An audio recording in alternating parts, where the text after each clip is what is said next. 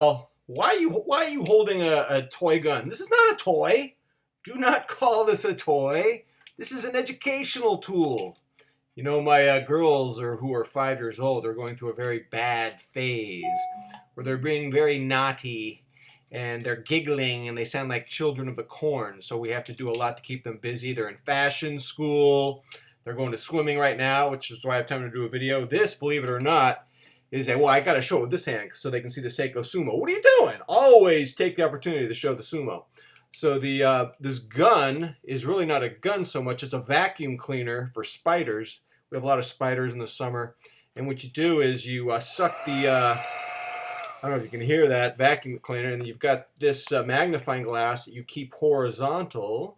And then when you get the spider in there, you make it vertical so it's trapped. I don't know if you can see the magnifying glass. And then you can do what you want. We actually have a spider house that this came with out in the backyard. I haven't used the spider house. I've just been dumping the spiders in the backyard. Now, if it's a black widow, I'll kill the damn thing because I don't need those living. But, these brown spiders, they seem relatively benign. I don't know, man. But so that's the situation. Wearing the Seiko Sumo today. I can't get over the refinement of the case. It's actually more refined than my much more expensive Orient Saturation Diver, so I'm enjoying that. But I'm not here to talk about me. I got another letter, another mailbag letter from the same person as yesterday. This is Lee, and I like Lee's letters. He's making me think a lot. And this is no exception, though. Honestly, these watch obsessives who've been in contact with me appear to be very educated and very intelligent, as I discussed yesterday. You guys are pretty smart. That's I have a feeling that there's some deep connection between high intelligence and watch obsession, and this is not just from me. I heard anecdotes about this from luxury watch dealers in England who are on some podcast I listened to. Forgive me for not being able to reference the exact podcast. So I have a letter from Lee, not a letter, but comments that I cut and paste onto Word, made it into a letter, and some fascinating ruminations on not just watch collecting, but on consumerism in general. In fact, I would divide his comments into three major categories. I'm going to read them right now. He writes, "What I find fascinating is how this overthinking of the purchase of watches, which is what we talked about yesterday, is so prevalent in many other consumer areas. I come from an automotive obsession, and I can report that AOs, automotive obsessives, spend years pondering, discussing, arguing, and agonizing over car buying decisions." God, could you imagine? Take that watch obsessive psychology and apply it to cars, which have a whole other set of specs that you'd have to deal with. I think I would go crazy, and I think I do go crazy. I do have car obsessions, but we'll talk about that in a second. He says it also occurs, this man's obsessions occur in other areas of interest, from amateur astronomy to audio reproduction to photography to mountain biking. I get the impression that a lot of watch obsessives are engineers. This could be my imagination, but my father's an engineer. Well, in any event, each and every product is collectively analyzed, picked apart, criticized, and eventually categorized in one of the many painstakingly defined segments that reflect not only the quality of the product, but also its affordability as well as what the characteristics it projects about the owner. He goes on to say, I can buy an entry-level Meade or Orion telescope and see the stars quite nicely on a clear night. Or I can spend a lot of money and get a superb Takahashi or astrophysics instrument that provides an incrementally better experience. I can ride the trails around my home in the entry-level Specialized or Trek mountain bike, but spending more can get me a nice carbon fiber frame Cannondale bike that once again gives a slightly better experience. I think what he's talking about here is a very manly thing. It's a very masculine thing. I think men, to make a generality, we have a fantasy about perfection and ultimate control. And we feel that if we analyze enough, if we use our powers of analysis, we can achieve absolute knowledge. And this absolute knowledge gives us comfort. But most likely, this absolute knowledge is illusionary. It's an illusion. There is no absolute knowledge. There is no perfection of technology. We're always looking for it, and we always claim to have it. Look how effective Lexus has been at marketing their cars. The ultimate pursuit of perfection or something like that? I think the ongoing pursuit of perfection. I wouldn't mind having a Lexus GS 350 in gunmetal gray. I would suffer one of those. But I think he's really discussing that us watch obsessives, I love what he says here. How we're almost like butterfly collectors. This taxonomy. He says each and every product is collectively analyzed, picked apart, criticized, and eventually categorized in one of the many painstakingly defined segments. If you go to Johnny Casual's videos, he loves to have these tiers and sub-tiers, and you'll see that watch collectors on their YouTube videos will have their watches spread out on a giant white bed sheet, and they'll have the hierarchy, the kingdom, the watch kingdom. It's like every guy has this thing in his head. Everything must be organized according to the structure, according to the hierarchy, or I get very anxious. So he goes on to write. And now we go into a new topic, which I find fascinating. This next subject he's talking about is the intersection of technological innovation and economic status.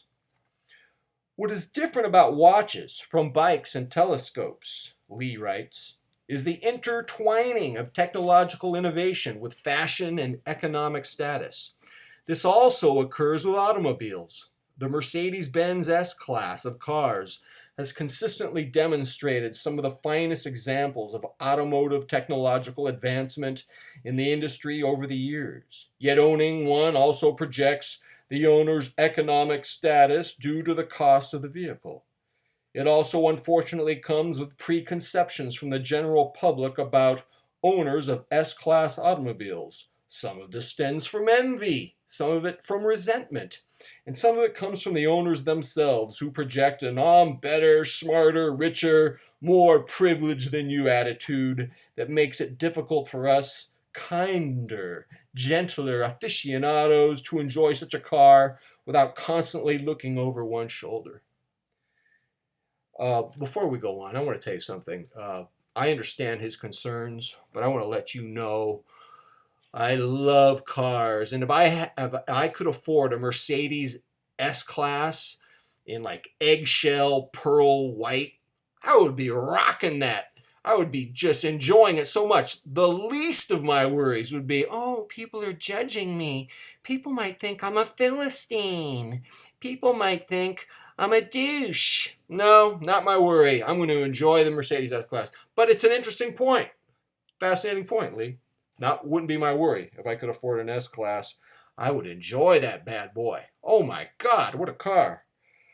Not sure I'd want to pay for maintenance and repairs, however. But if you had the money to buy one of those, you probably don't care about maintenance and repairs. He goes on to say, we know that only people who are pretty well off can afford a high-end watch. Sheiks and movie stars. Well, I always wanted to be a sheik or a movie star. No wonder I like expensive watches now. Sheiks and movie stars can brandish their Panerais and Patek Philippe's with abandon, and we tend to accept that as expected behavior. But what about us middle-class working schmoes? I think that would be me. Who really, really appreciate the watchmaker's art and the technology that goes along with it. If I walk into a Subway with a Rolex on my wrist to order a sandwich, am I going to be treated differently than if I wear a Casio? Maybe the sandwich maker will treat me better because he's impressed. Maybe he'll treat me worse because he thinks I'm a rich D-bag. Does wearing a Seiko MM300, a really excellent watch in its own right, negate the entire possibility of how I'm treated? Now that's fascinating. See, I'm going to be honest with you. I am not consistent. I just told you I would enjoy a Mercedes S-Class with no sense of remorse or anxiety about how people are judging me. But when it comes to watches, I don't want to wear the predictable glamour watches that the mainstream society adulates and venerates. I don't want a a Rolex for that matter. I would rather be a member of the watch Cognoscenti. Uh, People in the know who go off the grid. They've got special information. They don't have to buy the conventional big brand stuff. They know that there's good stuff out there that doesn't have to be big brand labels. I like Benares for that regard. Their cases are not as refined as like the Seiko Sumo. But let's just talk about the Sumo. No, anyways, but I like being off the grid, and I will tell you, the Seiko MM300 SBDX001, I'm noticing that really only watch obsessives know about it. It's kind of like a watch cognoscenti type of thing, That's like people who really know about watches. They go, wow. I mean, they're not in love with a Hardlex crystal and the fact that the movement hasn't been regulated and that you got to send it to Japan to get fixed and stuff. But there is a refinement to that case. That apparently, I mean, that's the kind of thing I like. I will admit, I don't like wearing the watch that every guy in Orange County is wearing who's got money. Not that I have anything against Orange County. I'd probably live in Laguna Beach if I had the money for that, but you know what I'm trying to say. Forgive me, those of you who are from the great place of Orange County. My wife was watching Real Housewives of Orange County last night, so it was on my mind. Forgive me. He goes on to say... just to finish this comment off, I decided one Oris Aki would not, did I say it right? Is it Aki or Aquis? Forgive me. Someone's going to have to help me out. Would not provide as much overall enjoyment as the four Seiko diver watches, Sumo, BFK, Monster, Solar Chrono, that I purchased for roughly the same amount of money. Sure, it's fun to have a different watch on your wrist every day of the week, but am I really missing something for not having an Oris? Oh, I don't know. I like Oris. I'm not totally in love with Oris. I'm not so in love with Oris that I would buy one. I think if I was going to spend $1,500 on a watch or a little more, I'd buy that Seiko MM300. But I'm just liking the Sumo so much. I don't even think I need the MM300 at the moment. The Sumo seems just to be. And by the way, this is on the stock bracelet. I returned the end mill with a chamfer clasp because it was requiring too much brute strength to open it, and believe me, it required brute strength. And I'm going to get the it's called the Submariner clasp, and all my strap code bracelets have Submariner clasp. I've never had any problems with those. So it's $5 more, and believe me, when you're wearing a Seiko Sumo, you want to make sure you have the bracelet that you like on it. So I do want to be a member of the Watch Cognoscenti to conclude. And if you want a really funny book about consumerism for people who are just as bad with their consumer habits as the people who buy Mercedes and Rolex, but they want to be off the grid, or they want people to think they're off the grid. There's a book by David Brooks. I think it's maybe the best book he's ever written. I think I read all of his books. It's called Bobos in Paradise, and I think a Bobo is part bohemian and part suburbanite, and it's such a funny book, so that's my recommendation. And Lee, I appreciate this letter. You touched on some huge, big macro issues for watch collectors and consumers in general, and that was fun. And until next time, I'm gone.